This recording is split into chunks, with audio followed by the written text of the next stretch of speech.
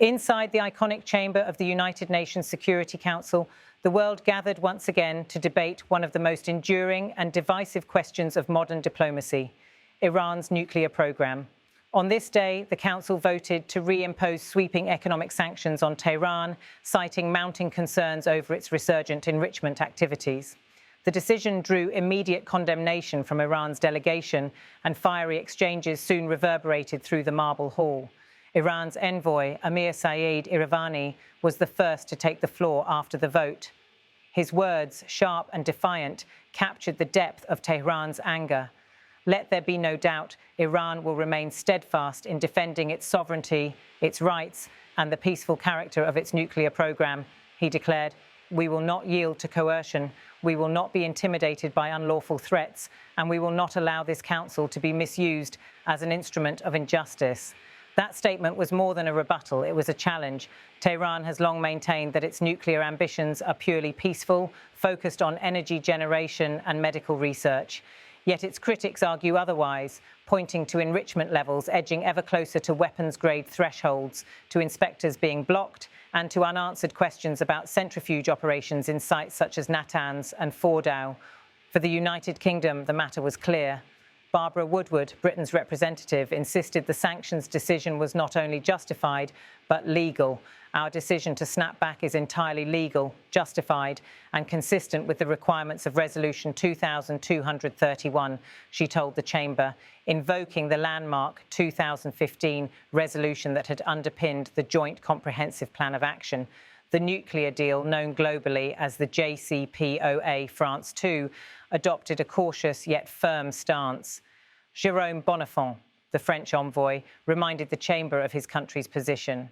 For France, the conditions are not in place for a permanent lifting of the resolutions adopted by the Security Council with regard to Iran before 2015, he said in French, underlining Paris's scepticism that Tehran had offered sufficient guarantees to build lasting trust. But Bonnafont also left a door open. In a more extended intervention, he stressed that diplomacy remains the cornerstone of the European approach. Mr. President, our commitment to a diplomatic solution remains unchanged.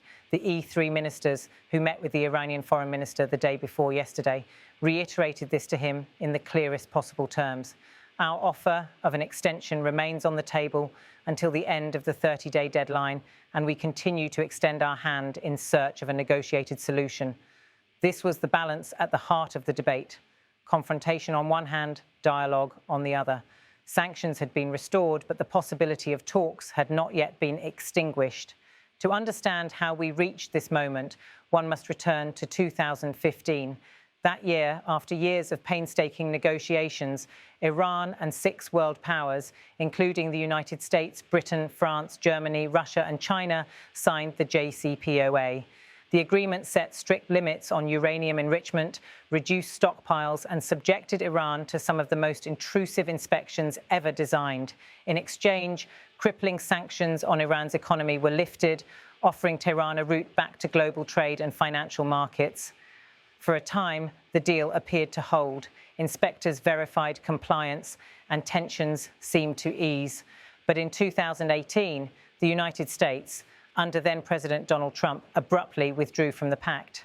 Washington reimposed sweeping sanctions, insisting the deal was flawed and demanding tougher restrictions on Iran's missile program and regional activities. Tehran, in turn, gradually rolled back its commitments, expanding enrichment, restricting inspections, and testing the patience of the remaining signatories. By 2025, the agreement is in tatters. Each side blames the other for its collapse. Western powers accuse Tehran of stonewalling inspectors and edging toward weaponization. Iran accuses the West of breaking promises, weaponizing sanctions, and demanding more than the original deal ever required. At the Security Council, those divisions played out in real time. Western members backed the snapback sanctions, citing both legal grounds and security imperatives. But Russia and China voiced skepticism, arguing that the move risked further destabilizing the region and undermining the authority of the Council itself. For Moscow and Beijing, Iran's case is also about something larger, challenging Western dominance in international institutions and defending what they frame as sovereign rights. The decision to reimpose sanctions will have real consequences beyond the diplomatic theatre. Iran's economy, already battered by inflation, currency collapse, and chronic unemployment, now faces renewed restrictions on banking, oil exports, and global investment. For ordinary Iranians, it means higher food prices, scarce medicine, and limited access to international markets. Yet the government in Tehran frames defiance as a patriotic duty, portraying resistance to sanctions as proof of national strength rather than weakness. Still, Europe's offer of a 30-day extension reveals a lingering hope. The so-called E3, France, Germany, and the UK are keeping diplomatic doors ajar, but time is running out. If Tehran refuses to compromise, the sanctions regime will tighten, and the possibility of talks may evaporate altogether. Beyond the council chamber, the stakes are global. Iran's oil exports flow through the Strait of Hormuz, one of the most strategically sensitive waterways on the planet.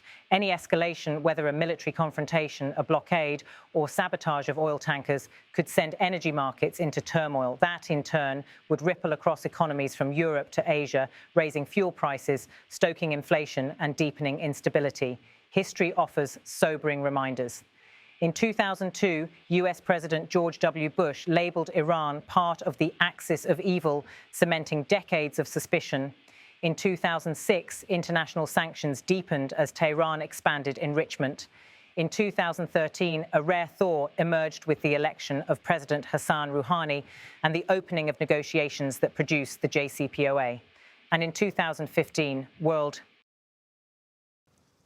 Let there be no doubt, Iran will remain steadfast in defending its sovereignty, its rights, and the peaceful character of its nuclear program.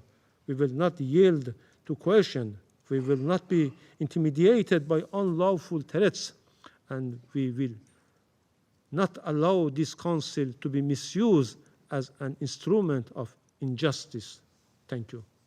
Our decision to snap back is entirely legal, justified, and consistent with the requirements of Resolution 2231.